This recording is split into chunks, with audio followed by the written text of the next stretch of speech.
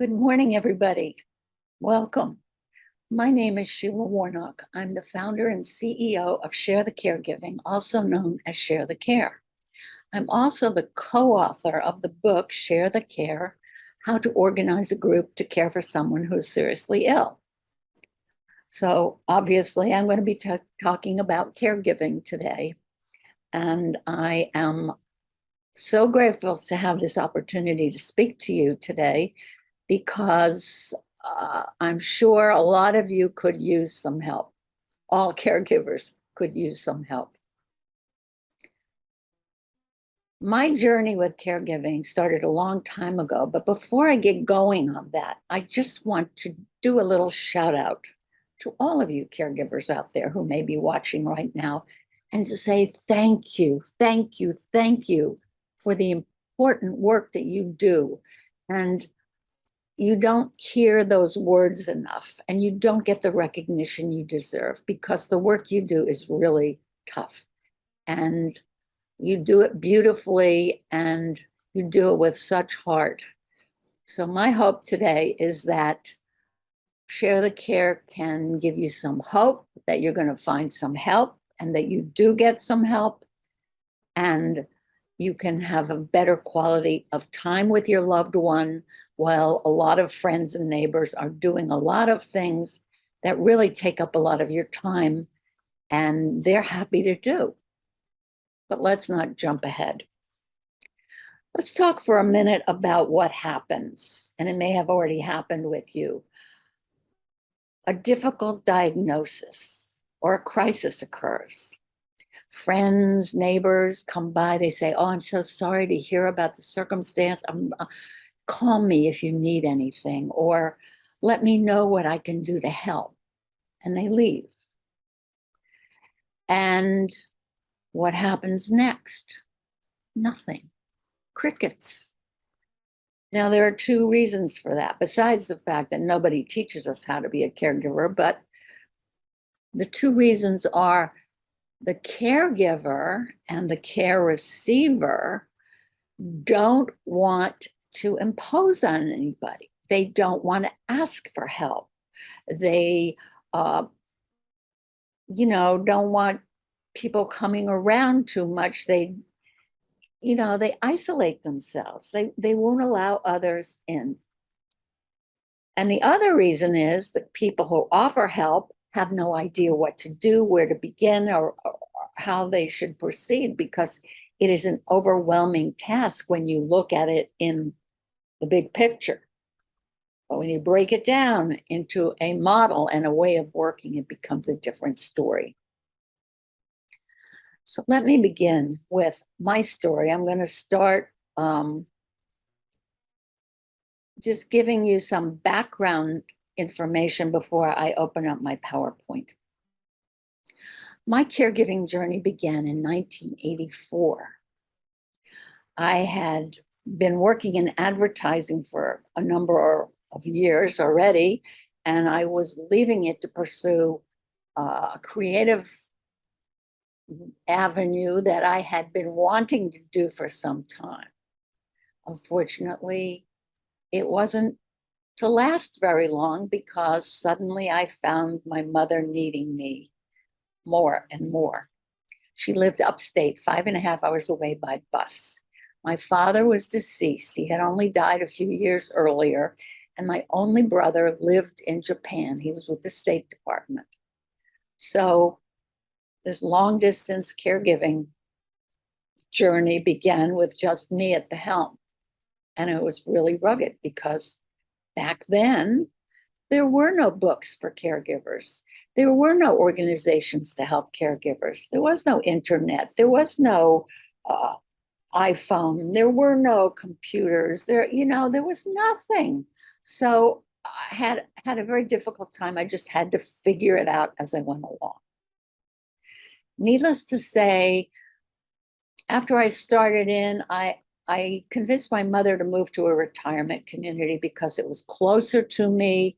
And also there were a lot of activities that I thought would be really great for her. We got her moved down to New Jersey. She was only like an hour and a half from me in New York City. And her health continued to decline. I was down there about 4 days a week. I had nurses' aides 3 days a week. And we couldn't keep this up for very long because it's terribly expensive. So I had already quit my job years before because you cannot be a freelance person and be a caregiver at the same time. It doesn't work. So I was using up my savings. I was not making money during the prime time of my life when you can really, you know, do a lot of work and create a lot of savings. That wasn't happening.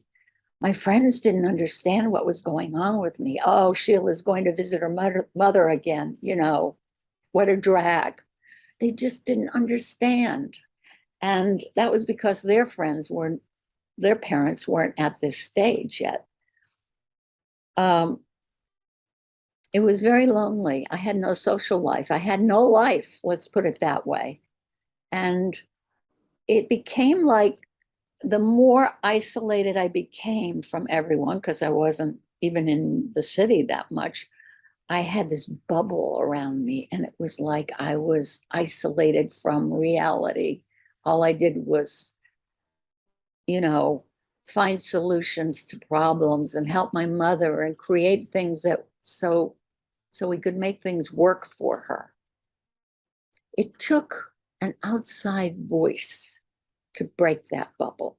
That's how bad it gets sometimes for caregivers. They can't see the forest for the trees because they're so involved in their work.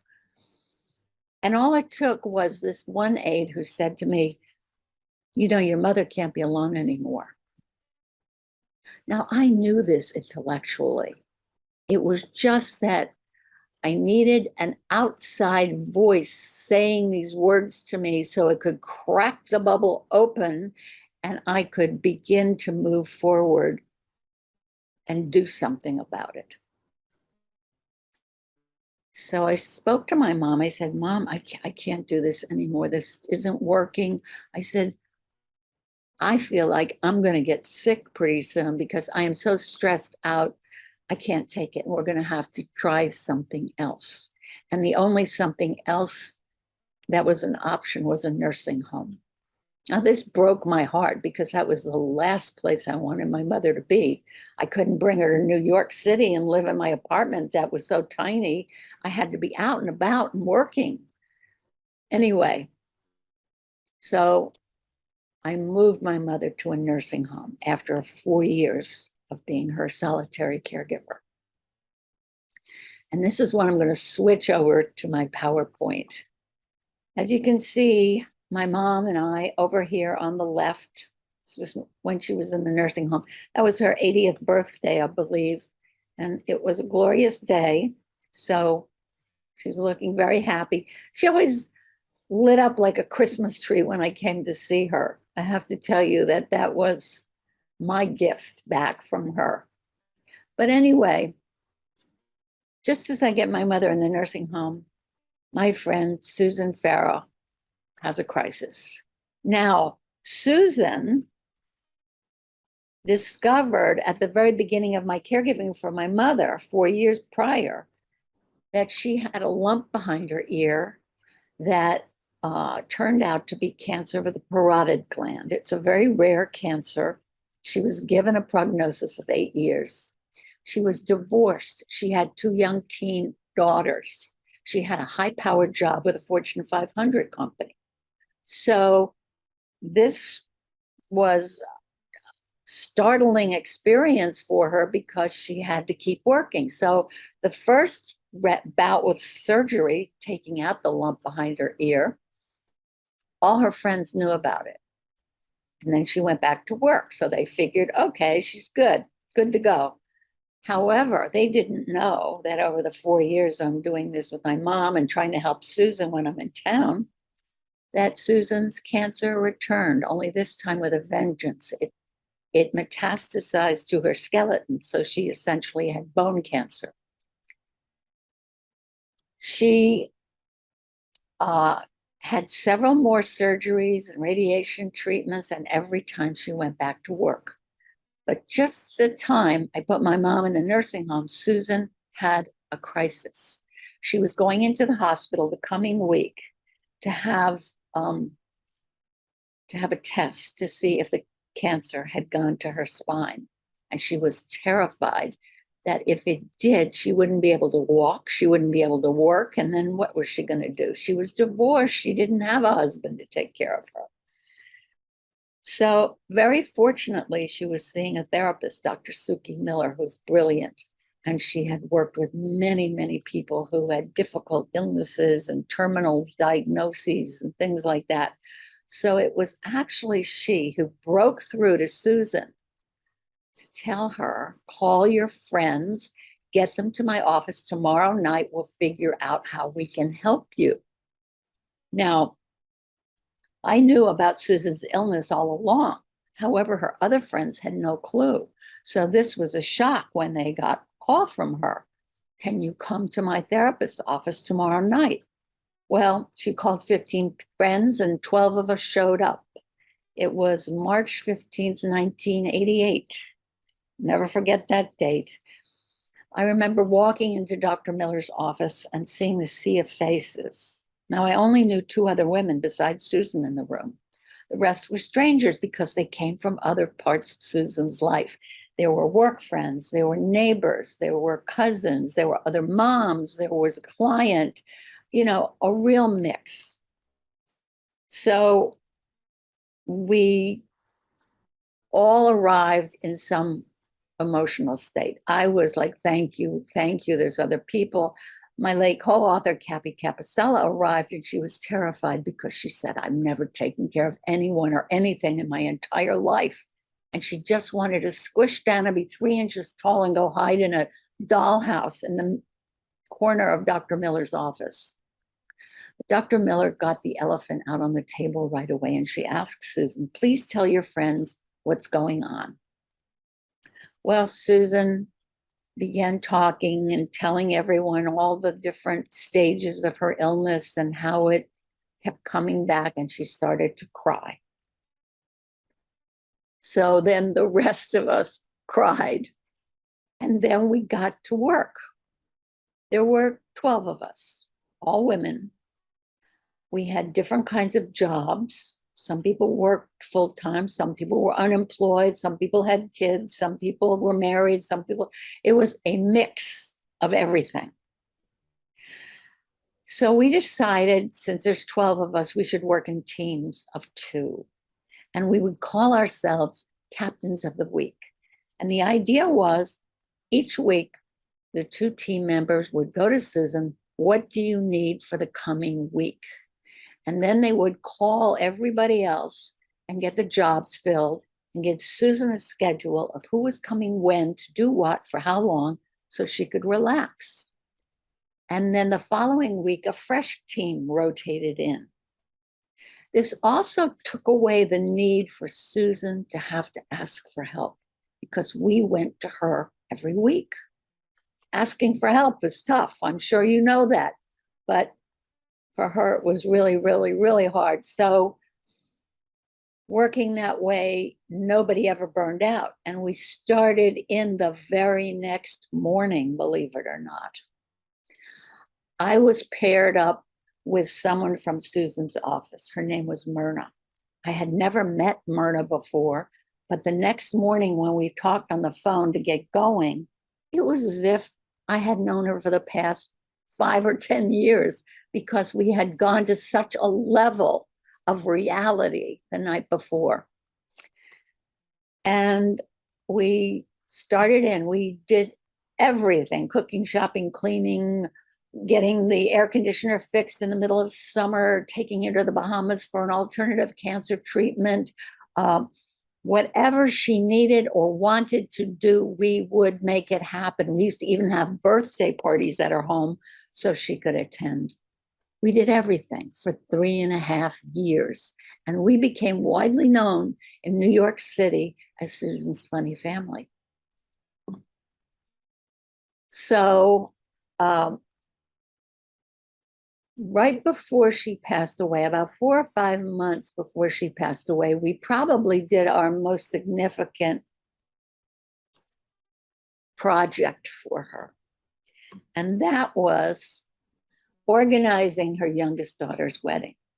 Her youngest daughter wanted to get married and she was planning a wedding for next year, but we talked her into doing it sooner. So she graduated from college one day and got married the next. And the entire wedding was organized by Susan's Funny Family under Susan's direction. Everything she wanted. If she had been able to do it, we did it for her. It was glorious. It was wonderful. And we really felt like a family. In fact, the bride thanked her mother and father for the beautiful wedding and all her other moms for making it happen. So when Susan died, we had another meeting and we reminisced about the whole experience over 3.5 years, about what worked, what didn't work, what we felt about it, you know, just looking at it in retrospect. But we had no clue what we had done was as important as it turned out to be. Because not long after we had that closing meeting, we got a call from a woman up here in the top left, named Francine Sina. She called up one day. Cappy and I were working on some advertising thing, and we get this call, and she says, "Hi, you don't know me. I'm Francine Sina. I used to go to a support group at Cancer Care with Susan, and she used to talk about her funny family all the time." She said, "I'm like Susan. I'm divorced. I have an elderly mother, a young daughter, and I'm about to have a bone marrow transplant. I have non-Hodgkin's lymphoma. They're not going to be able to take care of me. But I have 20 friends that want to help. Do you think I could have a funny family?" So Cappy and I looked at one another. Well, yeah, okay. And we rallied our team together to meet with her 20 friends. And this time, her 20 friends, among them were men.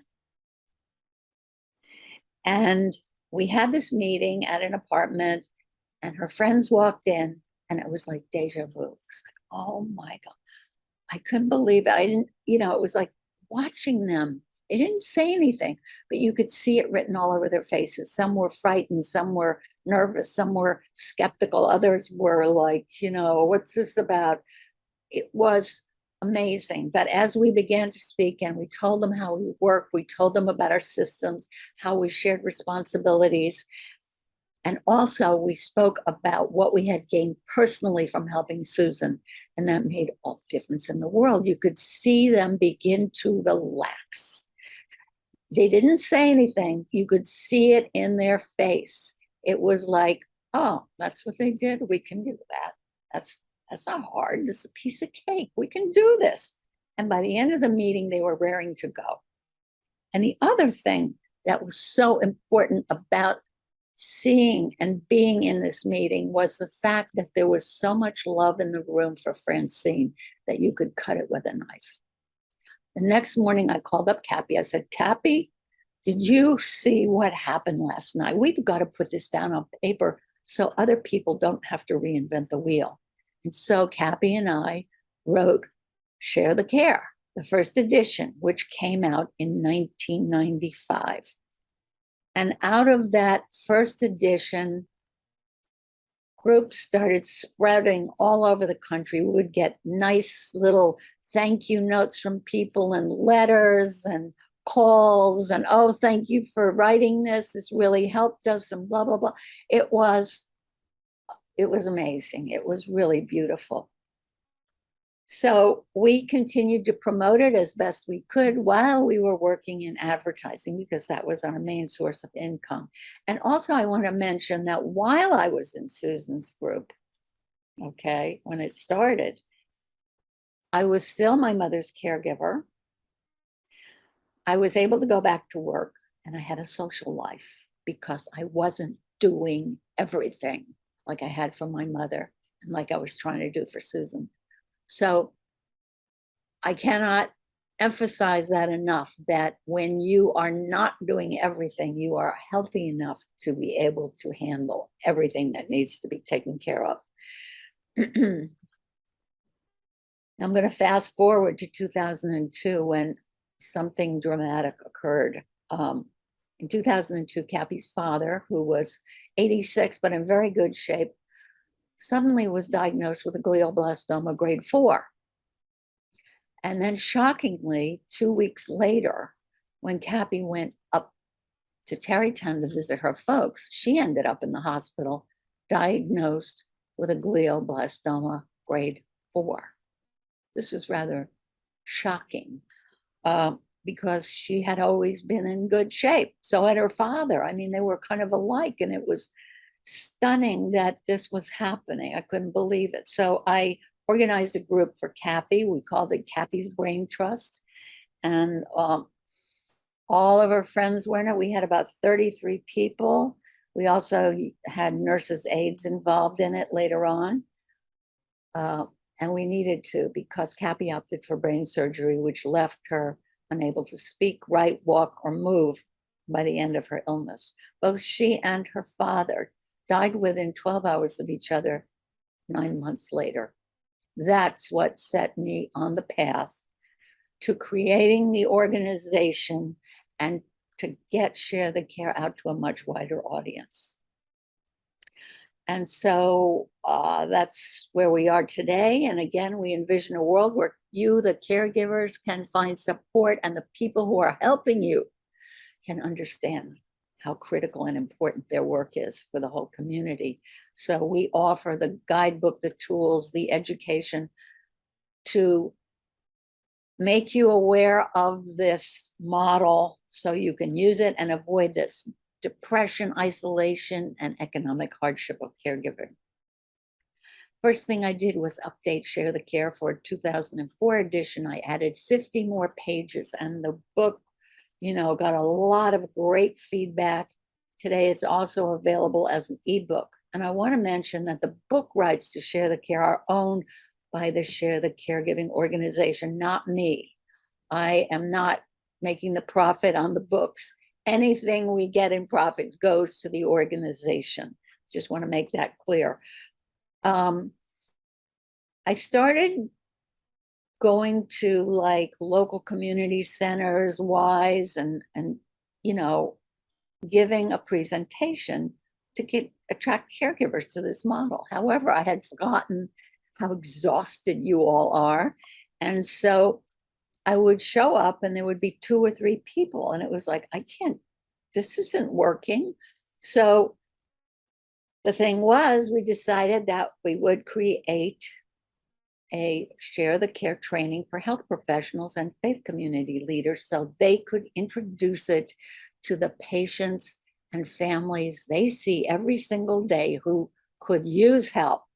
And so that's what I've been doing for the past, since 2003. It's almost 20 years teaching this all over the country and up in Canada.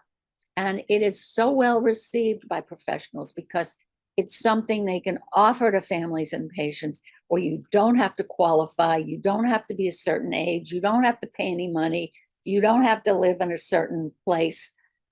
It's wherever you are, this can work.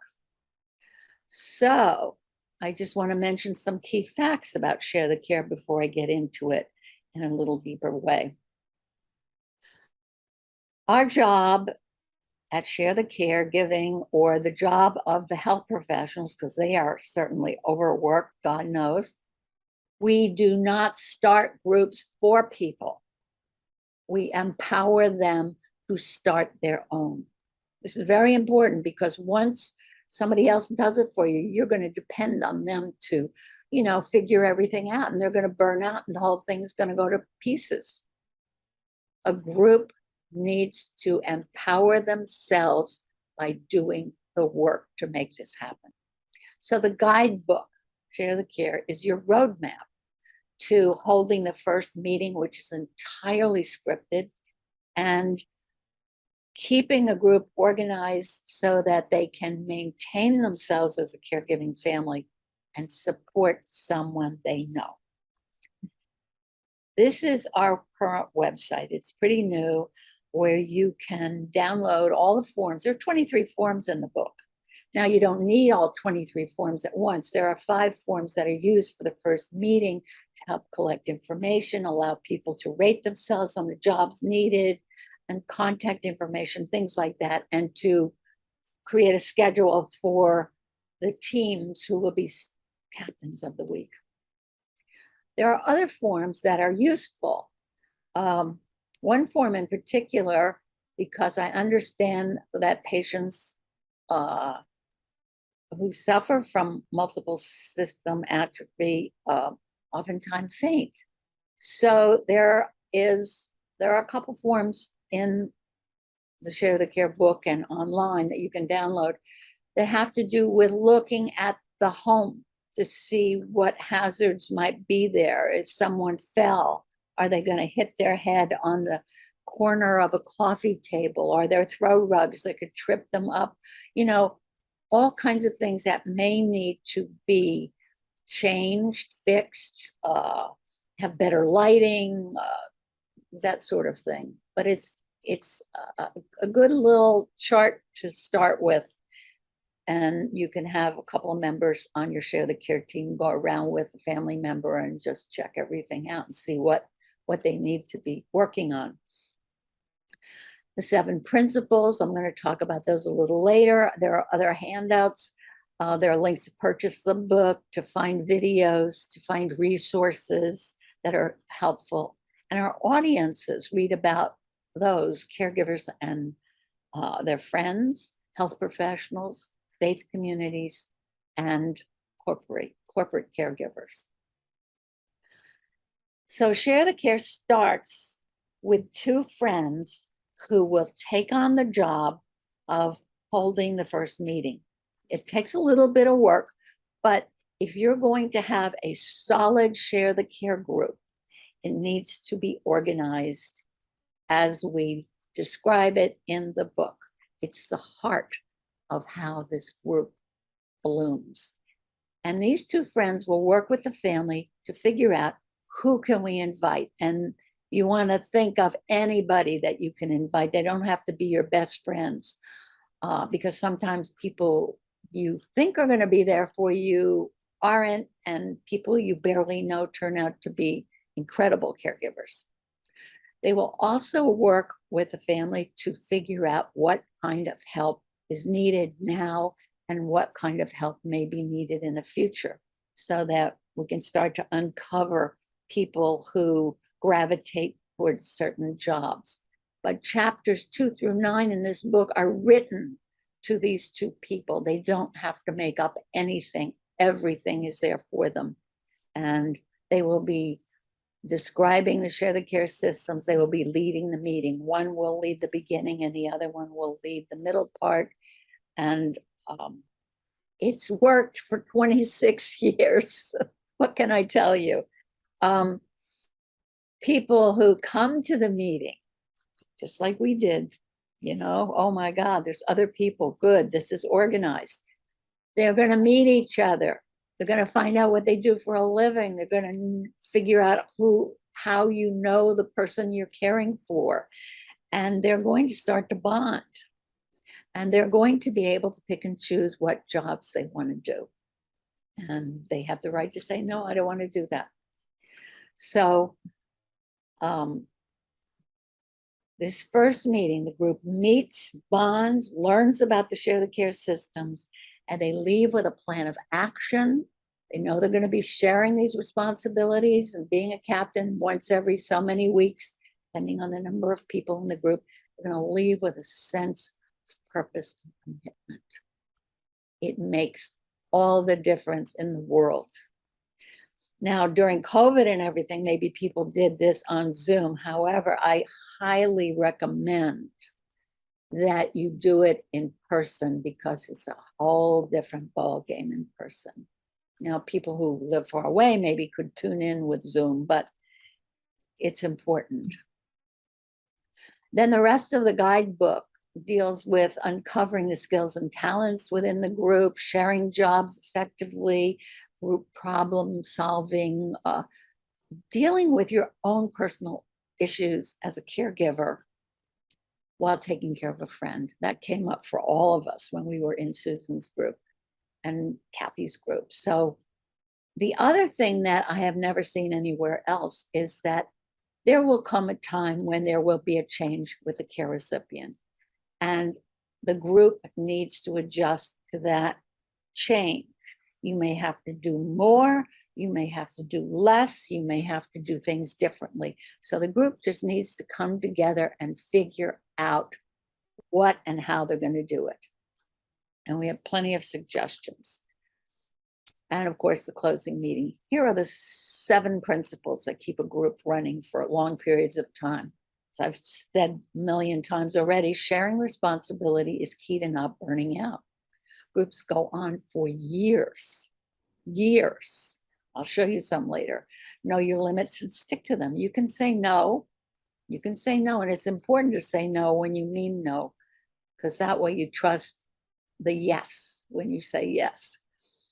It won't work unless everyone gains something personally that will be brought up in the meeting. And it's hard to figure out what that is in the beginning, but believe you me, you'll get something truly impressive afterwards. There's no one right way to do it. If you have 10 people, you're going to have 10 ways of accomplishing something. So you pick one, go with it. If it doesn't work, you have 9 more to choose from. Anyone who wants to help should be encouraged. Never, ever, ever turn away someone who wants to help. Find them something they can do. It's a beautiful thing to want to help. Encourage it. Keep it alive. Trust the group and support each other. You'll find that many jobs throughout the lifetime of a group require more than one person. 2 people, 3, sometimes 4 or 5, depending on what the job is.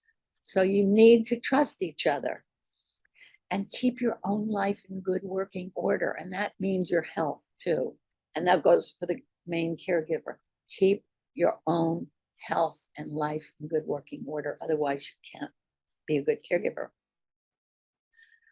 We discovered that over time that Share the Care went far beyond caring for someone with terminal cancer. It went every which way from a difficult pregnancy up through the end of life and beyond.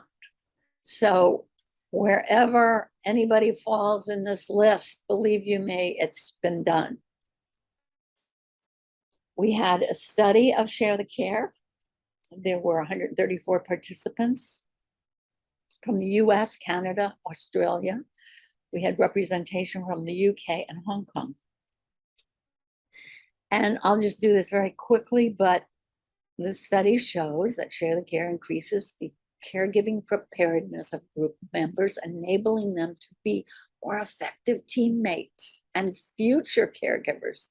We're going to need a lot of caregivers. So the more people that learn how to do this, the better. So if you have people who've never been a caregiver before, what greater place to learn than in a group where you have people who maybe have that caregiving experience.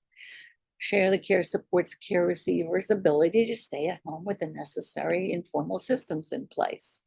Share the Care is replicable and its functionality can be applied across a variety of settings and circumstances. Like I said before, urban, suburban, rural, whatever. And you're going to have different combinations of people doing things. I mean, it's your cast of characters are going to make a difference in your group. So it's all possible. Share the Care ensures longevity and a successful caregiving experience through its structured systems of care. When you're doing caregiving, it can't be haphazard. You have to really be buttoned up. And Share the Care helps reduce the burden of the caregiver. That's the greatest thing ever. It has a positive impact on the well-being of a caregiver, the care recipient, and each and every member of the team. So everybody wins. As one group member described in the study, it was the most rewarding experience of my life. It proved that I could contribute so much without feeling overwhelmed or overburdened. It taught me to trust others and know the real meaning of teamwork. Emotionally, being able to choose to help according to my strength and to pass the buck where I felt weak was a godsend. This quote is, I hear different versions of the same thing over and over and over again because it is a life-changing experience, truly. So Share the Care is, ready for broad scale replications, low cost, it's adaptable, it's sustainable. And like I said earlier, there are no limitations. You don't have to be a certain age, live in a certain place, have a certain insurance. None of that counts. You're creating this. And it addresses a lot of the policy issues our government has to decrease caregiver burden and social isolation, which is a big problem in this country, to better prepare communities to meet the challenges of an aging society, and to improve end-of-life care. So I'm going to take you on a little tour through some past groups to give you some ideas about things they have done. Of course, I can't go through everything, but these are tastes of what groups are capable of. Peg's Legs in Hawaii was a very unusual group because they had 100 people in it. Now that's unusual. And unless you have a lot of space, you don't want to have 100 people involved. But this was for a woman, Peggy Chun, who was a well-known artist on the island. She lived in Honolulu, so everybody knew her. So she had a lot of people wanting to help her. She had familial ALS, meaning her mother had ALS, her twin sister had ALS, and then she was diagnosed with it. And unbeknownst to her, after she passed, her son was also diagnosed with the same challenge. What was unique about this group, besides being 100 people, that is very unusual, is that they worked in shifts. They had 3 shifts during the day with 3 people on a shift. One person in each shift was trained by a nurse on how to operate a Hoyer lift, how to suction someone with ALS, and some other protocols that were needed in case of an emergency. Then the group did a lot of fundraising so they could pay for professionals to be there at night. They didn't ask any of their friends in this group to be part of the night shift because that was too much. But working this way, they kept Peggy at home. She was never in the hospital for 6 years as she progressed through her illness all the way up to the end. They took her on outings. They took her into the ocean. They took her to the zoo.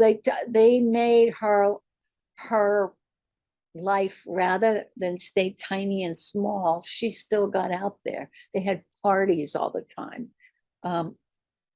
She had quite a life. There's a video about this group on our website, so take a look at it.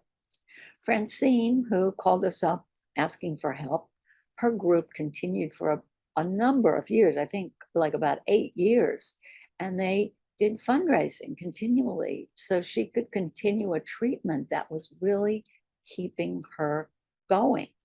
And she had the best outlook. She was such a bright light and a funny person. She was wonderful. So I'm so happy to tell you that that group really did come through for her.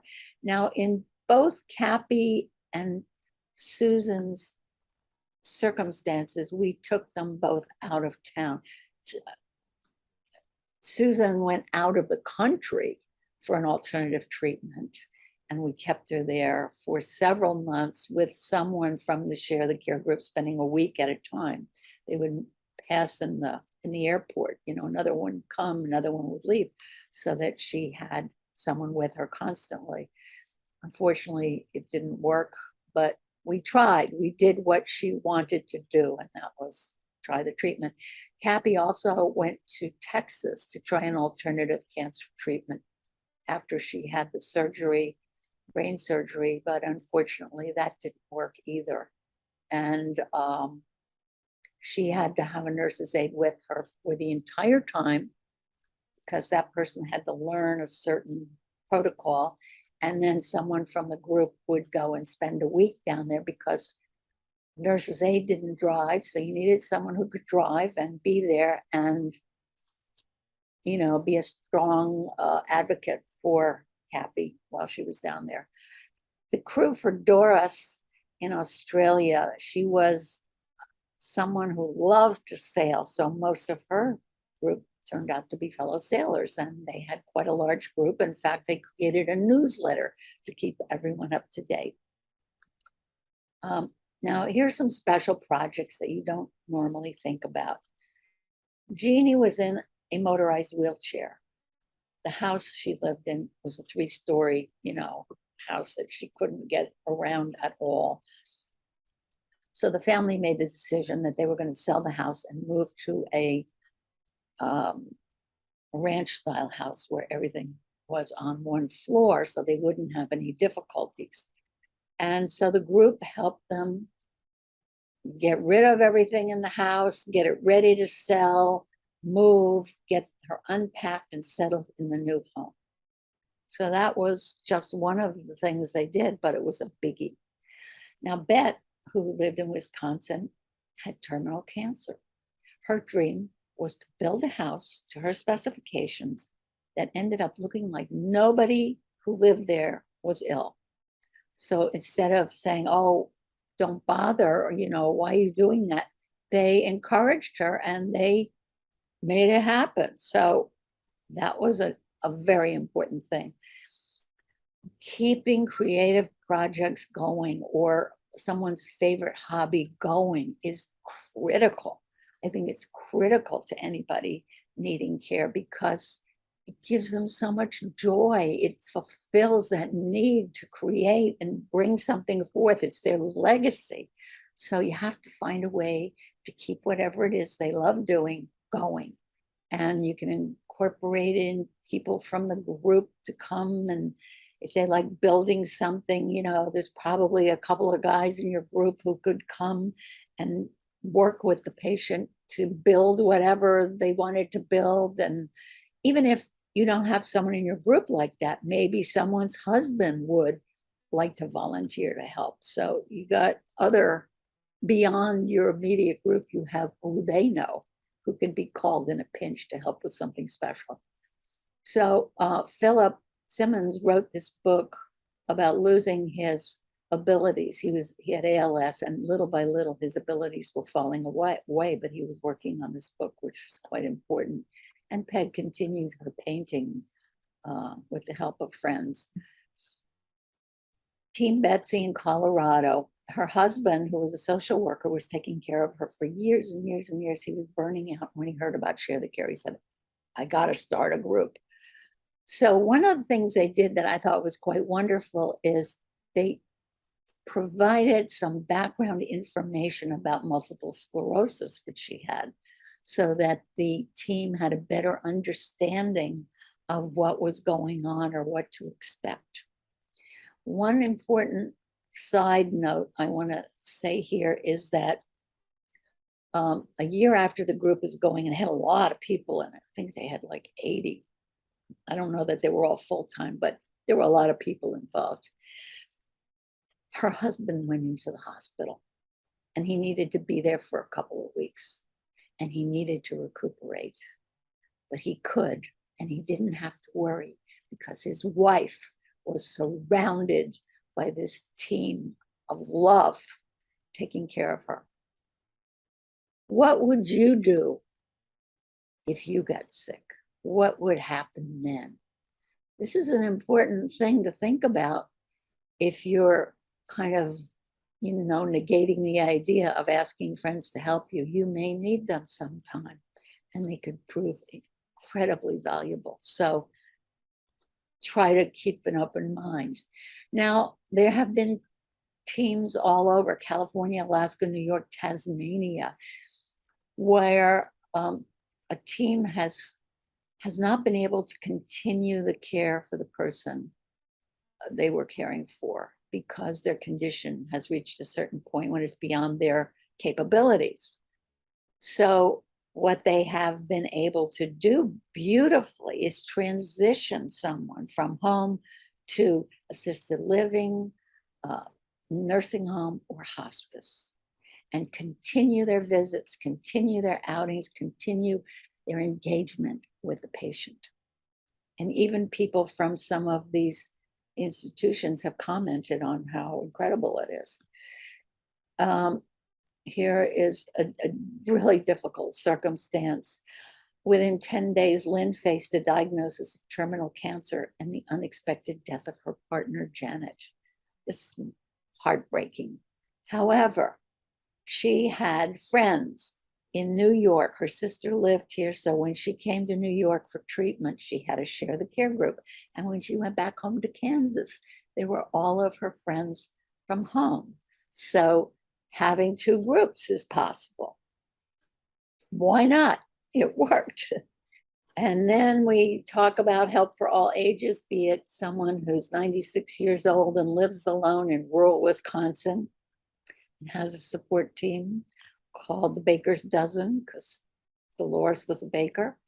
She loves the fact that they take her into town to shop, to go to the doctor's appointments, to go to the movies. But her favorite outing is to go with the Meals on Wheels guy and help deliver meals to other elderly people in the rural area. And in Texas, a young couple moved to town and joined the church. And the wife was pregnant. And lo and behold, she gave birth to quadruplets.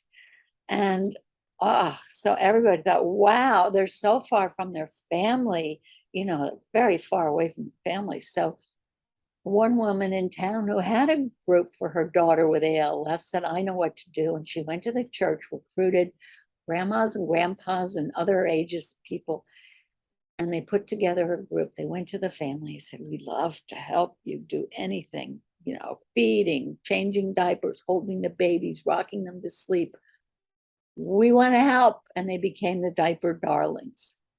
And that's been passed along to other multiple birth moms. I just did a recent newsletter for Share the Care, and the quadruplets are 15 years old now. So just goes to show you, it's just beautiful to see that they turned out to be beautiful, beautiful young people. So on that note, I am going to close out here. My information is available to you. You can contact me through the website. Please go and explore the website, download everything you can download from there, and please consider this as a way for you to get help. I will be back shortly to answer questions. Thank you.